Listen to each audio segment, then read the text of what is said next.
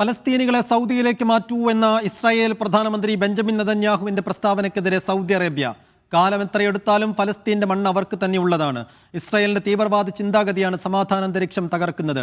Arab രാജ്യങ്ങളുടെ സമാധാന formula ഇല്ലാതാക്കിയതും ഇസ്രായേലാണെന്നും Saudi വിദേശകാര്യ മന്ത്രാലയം വ്യക്തമാക്കി. അഫ്താബ് റഹ്മാൻ വിശദാംശങ്ങൾ നൽകും. അഫ്താബ്, ഇസ്രായേലുമായി സൗദിയുടെ ബന്ധം ശക്തമാക്കുന്നതിനുള്ള നീക്കങ്ങൾ ട്രംപ് നടത്തുന്നതിനിടെയാണ് സാഹചര്യം വീണ്ടും വഷളാകുന്നത്. ഇപ്പോൾ ഫലസ്തീന്റെ കാര്യത്തിൽ സൗദി എടുക്കുന്ന സ്റ്റാൻഡ് എന്താണ്?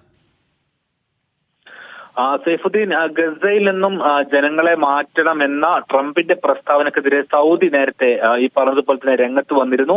ഇതിനെതിരെയാണ് ഫലസ്തീനികളെ സൗദിയിലേക്ക് മാറ്റിക്കോളൂ എന്ന് ഇസ്രായേൽ പ്രധാനമന്ത്രി പറഞ്ഞത്.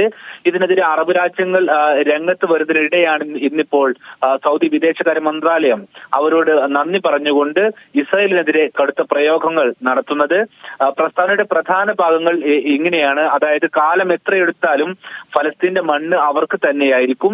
ഇസ്രായേലിന്റെ തീവ്ര ചിന്താഗതിയാണ് ഈ മേഖലയിൽ സമാധാന അന്തരീക്ഷം ഇല്ലാതാക്കുന്നത്.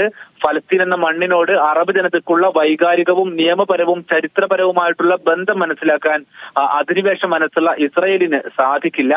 ഫലസ്തീനികളെ ആട്ടിയൊടിക്കാൻ അവർ കുടിയേറ്റക്കാരായിട്ടല്ല വന്നത്.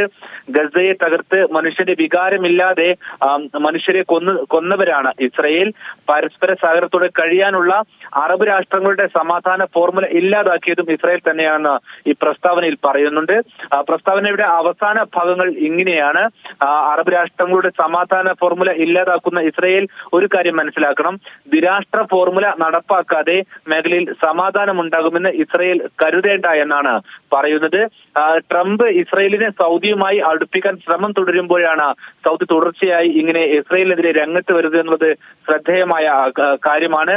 കാരണം കഴിഞ്ഞ ട്രംപിന്റെ ആദ്യ ടൈമിൽ വിവിധ അറബ് രാജ്യങ്ങളുമായി ഇസ്രായേലുമായി ബന്ധം സ്ഥാപിച്ചിരുന്നു. ഇതിന്റെ തുടർച്ചയെന്നോണം ഇത്തവണയും വേഗത്തിൽ ബന്ധമുണ്ടാകുമെന്ന് പറഞ്ഞതിന് പിന്നാലെയാണ് ഇപ്പോൾ സൗദി നിലപാട് വ്യക്തമാക്കുന്നത്.